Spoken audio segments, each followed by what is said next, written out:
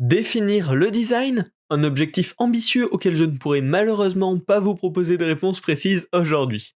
Mais prenons le temps d'en décortiquer quelques-unes pour mieux comprendre notre mission de designer.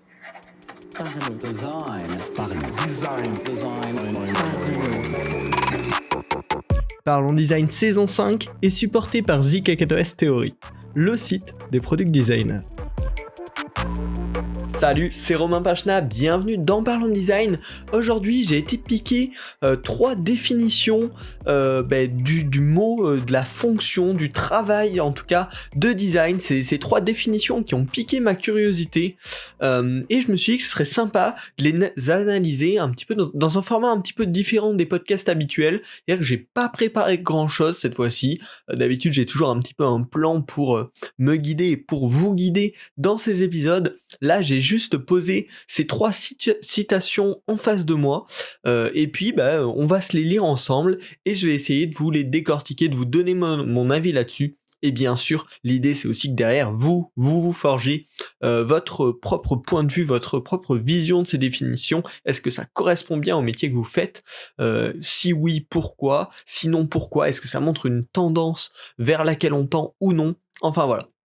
L'idée, c'est vraiment d'utiliser ces définitions, non pas comme des définitions absolues du design, parce que ça paraît un petit peu complexe, un petit peu abstrait, surtout un mot qui, comme ça, a un ensemble de fonctions si large. Voilà, ça paraît difficile, mais plus comme un outil de réflexion vers notre façon d'aborder le design.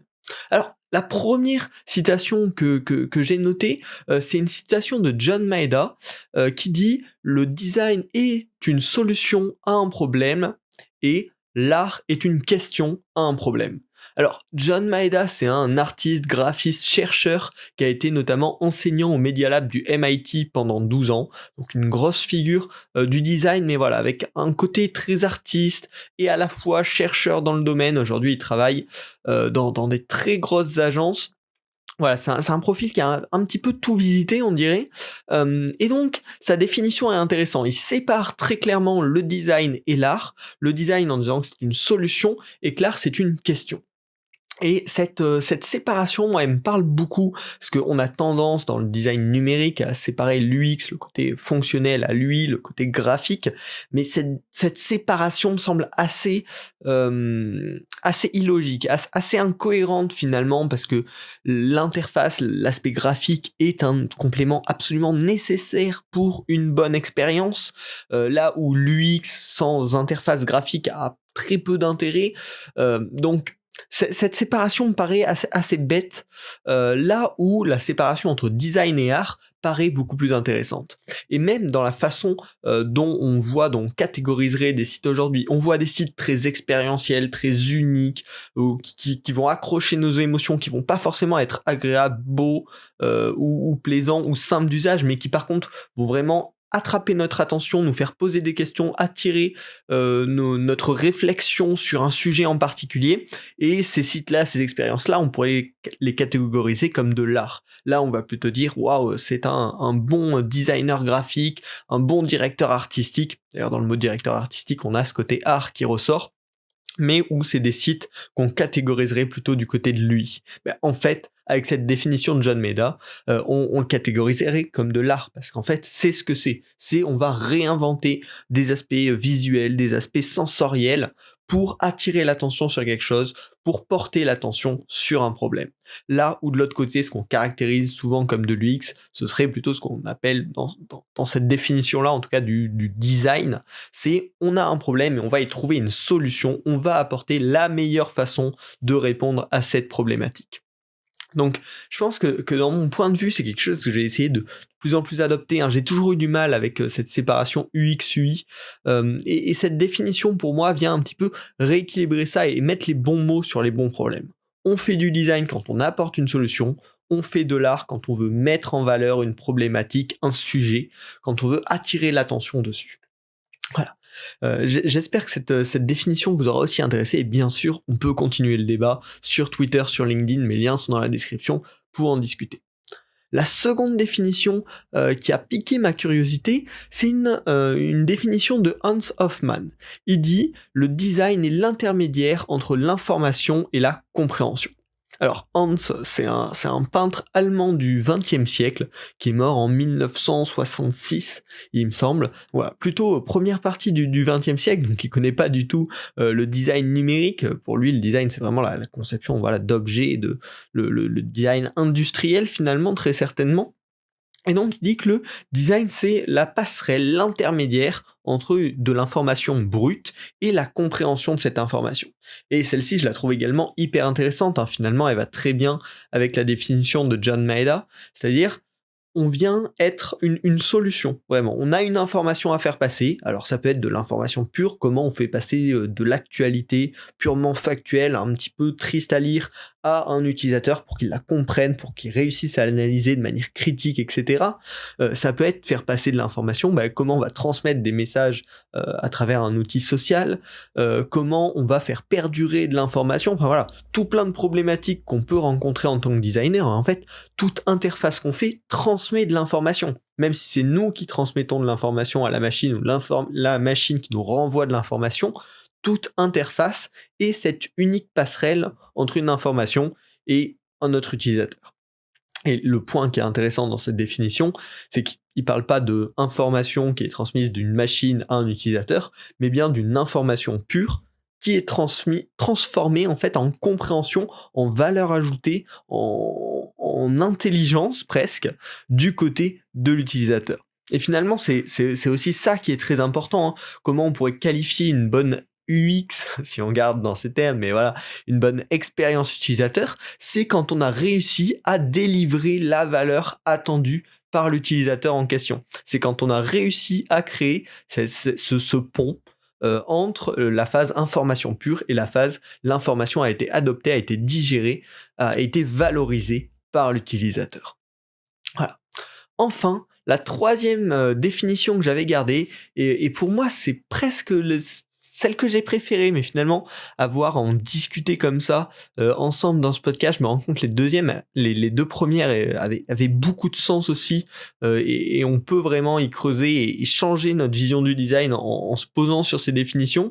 Mais la troisième était intéressante et monte le design à un statut un petit peu plus haut, encore un petit peu plus large, mais je vais pas vous le spoiler, on va le lire ensemble. Alors c'est une définition proposée par Mariona Lopez, qui dit que le design est une réponse formelle à une question stratégique. Alors Mariona Lopez, c'est une designeuse espagnole qui a été fondatrice de l'agence Waytala. Alors j'ai pas l'impression que comparée aux autres, elle ait une carrière énorme. Voilà, elle est relativement connue dans le domaine et elle fait du super travail, mais j'ai eu du mal un petit peu à me renseigner sur son profil quand j'ai trouvé cette définition-là. Mais pour moi, sa définition est extrêmement intéressante aussi. Ça vient encore une fois poser le design comme une réponse à une question, mais ça vient un petit peu plus le préciser.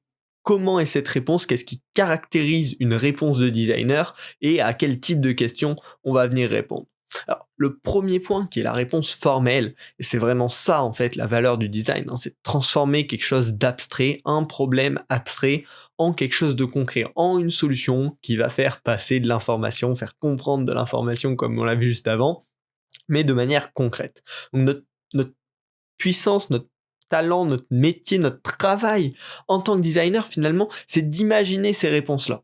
Et donc, pour imaginer de bonnes réponses, à mon sens, je me dis, il faut réussir à avoir un esprit hyper ouvert. Et par exemple, se cantonner à je suis designer d'app mobile, designer d'expérience, je fais uniquement des wireframes, ça me semble hyper dommage dans ce contexte-là. Parce qu'on doit trouver une réponse formelle, mais qui peut avoir des tonnes de formats différents. Et en fait, être designer, même designer numérique, c'est avant tout être designer à l'échelle large. Comprendre un problème, voir quelle solution va être la meilleure. Est-ce que c'est une solution numérique ou pas? Déjà, c'est une des premières questions à se poser. Mais être capable de prendre ce recul, c'est déjà important. Et ensuite, si jamais une solution numérique est adaptée, quel type de solution numérique est la plus adaptée? C'est encore l'étape d'après. Mais ce travail de designer, c'est vraiment le travail d'un designer, c'est pas le travail de quelqu'un d'autre, de formaliser cette réponse, justement, on doit en être capable, ou au moins avoir certaines clés qui vont nous permettre de choisir la bonne réponse formelle. Alors bien sûr, on ne peut pas avoir tous les skills, hein. On est absolument d'accord là-dessus, mais en tout cas, il faut avoir cette ouverture d'esprit, de se dire, on doit proposer la meilleure réponse. Donc la meilleure réponse, ça passe par ouvrir ses chakras, ouvrir ses esprits et découvrir toutes les autres possibilités de réponses et ensuite aller peut-être trouver de l'aide, de l'assistance sur des sujets plus précis s'il y a besoin, mais en tout cas être capable d'étendre ce point de vue-là. Et enfin, la deuxième partie, alors, elle, c'est la partie qui brosse dans le sens du poil, hein, c'est de se dire on va apporter une réponse formelle à une question stratégique, bien sûr. Dans l'idéal, c'est être designer, c'est avoir aussi ce recul-là de répondre aux bonnes questions, et c'est ce qu'on essaye de faire avec le design centré humain et toutes ces méthodes-là, c'est revenir jusqu'à la vraie source, la vraie racine du problème pour y répondre de la meilleure façon. Donc voilà, ces 3 définitions qui m'ont bien intéressé, et puis en discutant comme ça, en réfléchissant un petit peu, en vous parlant, je les ai trouvées encore plus intéressantes qu'à l'origine, donc j'espère que ça vous aura intéressé aussi. Il y a plein de réflexions à pousser, et vraiment, il n'y a pas de définition absolue, hein, mais des idées à inclure dans notre réflexion, dans notre manière de designer, dans notre manière de travailler. Donc j'espère que ce podcast aura été une petite session d'ouverture d'esprit, tous ensemble. Voilà. Si ça vous a plu, en tout cas, n'hésitez pas à vous abonner pour d'autres épisodes plus traditionnels et peut-être, si vous a plu, d'autres épisodes du genre. Et puis à laisser une petite note sur Apple Podcast, 5 étoiles et un petit commentaire. Moi, ça me fait super plaisir d'avoir vos retours et en plus, ça permet de mieux référencer le podcast. Voilà, c'est super pour tout le monde. J'espère que ça vous a plu. On se retrouve la semaine prochaine pour un nouvel épisode de Parlons Design. Salut. Parlons Design.